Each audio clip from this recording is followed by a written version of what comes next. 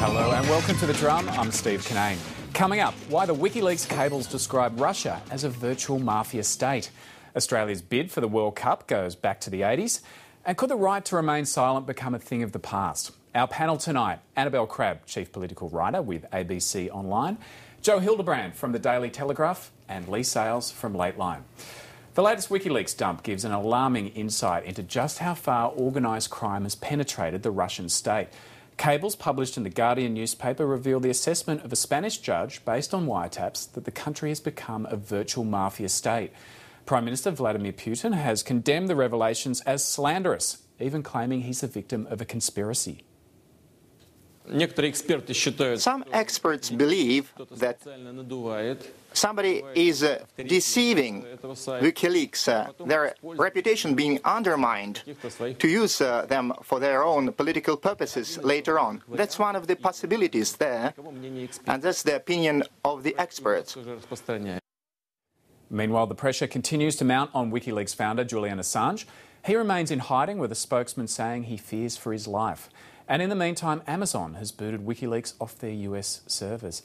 Annabel, the stuff that's been released today about Russia paints a really bleak picture, doesn't it, of corruption going up to the top, to the allegations against Vladimir Putin that he's been funneling money away, proceeds from illicit gains. Yeah, there's some incredibly memorable... I mean, if you actually go through and read some of the cables, there's extraordinary material about, suitcases full of money coming in and out of the Kremlin, and links to organised crime and protectionist rackets that extend throughout Moscow in particular.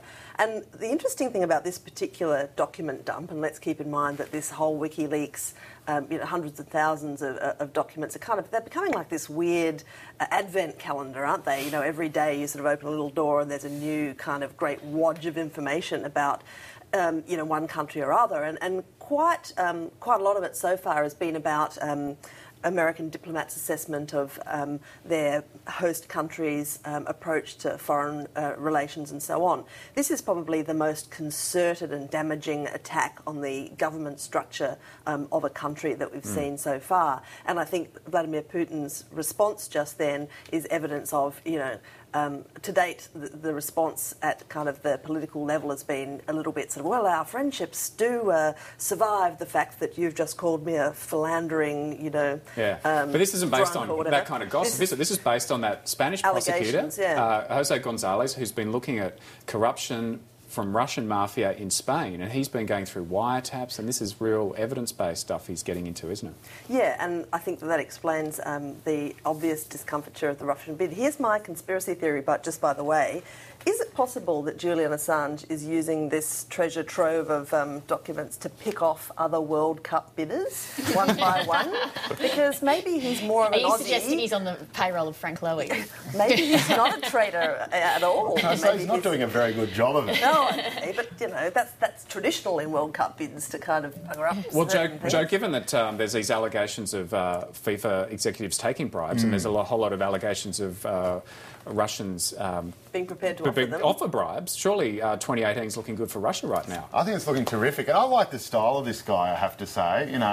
It says that, and it's a very evocative memo as well. It doesn't just say there's a lot of corruption in his administration, but it says corruption is flourishing under his reign. It's one of those very nice sort of communist and post-communist sort of little touches. It's like Kim Jong-il, where the flowers flourish beneath his feet when he walks around. It's got a nice sort of touch, and he's acknowledged as being very effective. He's a sound administrator. He makes the trains run on time. And I don't know what it is with Europeans. I don't know what their trains must have been like before, but anyone who makes the trains run on time, they don't care what you do. So are you suggesting you'd tolerate a bit of corruption in the New South Wales government if the trains were running on time? Absolutely. There's no guy I'd rather have around if I was being threatened by a Siberian tiger. We know that. Well, if you've got Vladimir Putin on your side, the tiger's not going to make it within 10 feet of you. He'd have a shotgun out. He'd be shirtless. He'd be whisking you off. Shirtless from the top of a horse. Bang, gone. Right. And Joe, the mayor of Moscow has been under a fair bit of scrutiny as well. It seems like the way he runs things is slightly dodgy. Yes, that's right. But they also run a very efficient sort of outfit as well. He's the one who's really doing the trains, and hats off to him.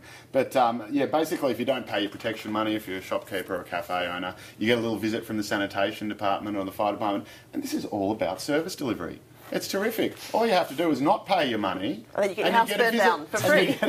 You get a visit from the health inspector who may, destroy your entire business and make your family starve. But, think about the promptness. You'd have to pay a large fee in Australia for a service like that. You certainly would, Leigh. This is extraordinary to watch this unfold, isn't it? Every nation, each day, a new embarrassment, isn't it? Well, I'm looking forward to the cables between the US posts in Australia and Washington, which we're all still waiting to see, because presumably there'll be some pretty full and frank assessments of John Howard and Kevin Rudd and Kevin Rudd, and Kevin Rudd, and Julia Gillard and various other players. John Howard was on Lateline earlier this week, and I asked him if he was confident that there would be nothing in there that would be embarrassing to the Australian government, and he said, "Well, I'm pretty confident none of my behaviour at the time was embarrassing, so there's not going to be any stark revelations there." But we can see from the other material that's come out that you've got this.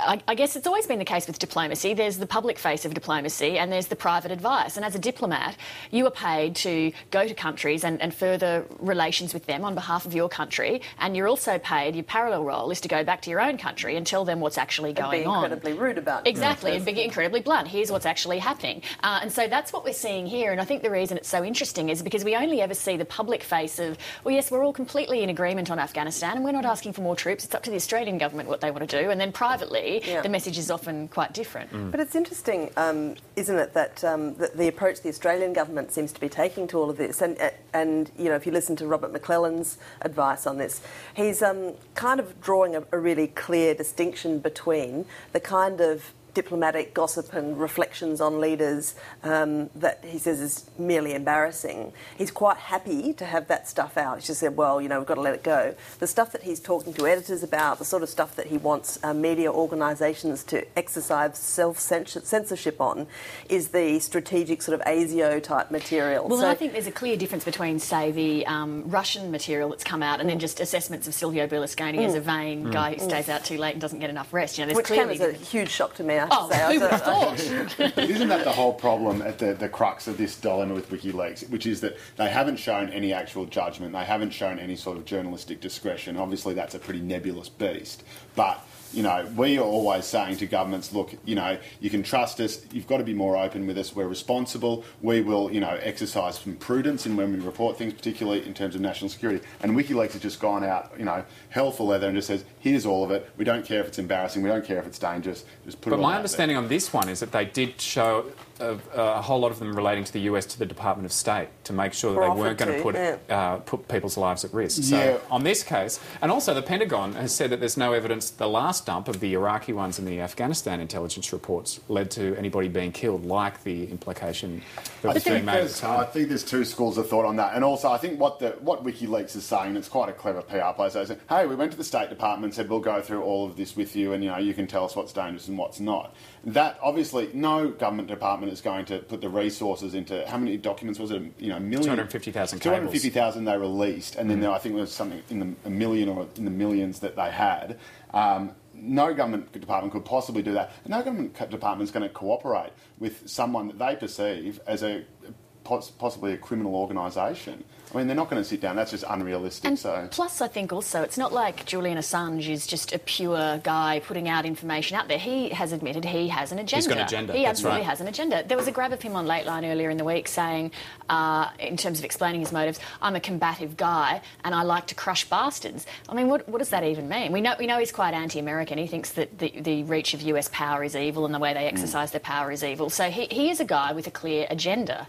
That's for sure. Well, let's move on to other issues relating to international diplomacy, and in a matter of hours, we'll know whether Australia has won the right to host Soccer's World Cup in 2022. Our final pitch came in the form of a film starring a light-fingered kangaroo and a bunch of sports stars and celebrities. Thorpe, Hogues, Hugh Jackman all made appearances, even the Prime Minister. The World Cup to come to Australia, but not that way. Find that kangaroo, bring back the cup.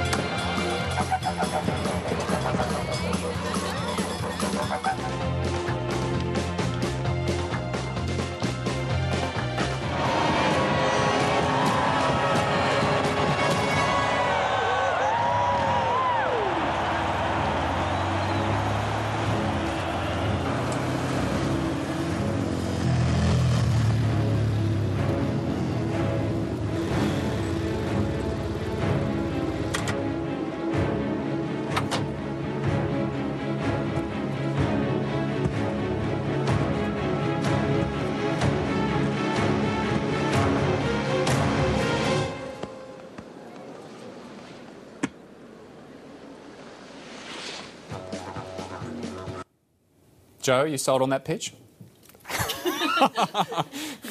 It's just the worst thing I have ever seen. It's almost like it was deliberately designed to be... It's just horrible. I mean, where do you start? You've got this ridiculous kangaroo jumping around. Are we on the kangaroo side or not? I don't understand. You've got the Prime Minister saying, oh, we want the World Cup, but not that way. But then you're meant to be on the kangaroo side. So you're not on Julia Gillard's side, who's clearly not on the kangaroo side.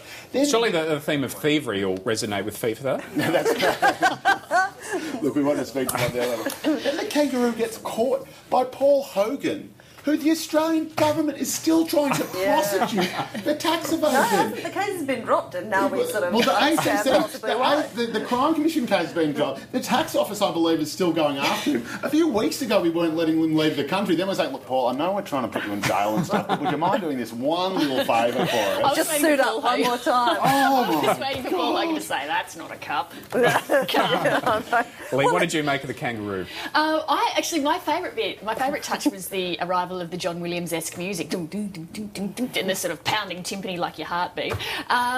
Look, the one thing I would say is we're not the target audience. That's so, true. You know, it's 22 men, I think, who are over the age of 70. And yeah, Elle whose McPherson lives was probably brought peaked in the 80s, which is what it's tapping into. Judgments may be slightly, dulled by endless hospitality. If they weren't before, they are now. But I had 4 years of living in Washington, and a lot of stuff in Australian culture that we think is a bit cheesy and embarrassing. Like I'm thinking of actually Steve Irwin at the time, who at that time in Australia he was still alive, and so people were embarrassed by him. Unlike after he died, and then he was embraced as a great hero.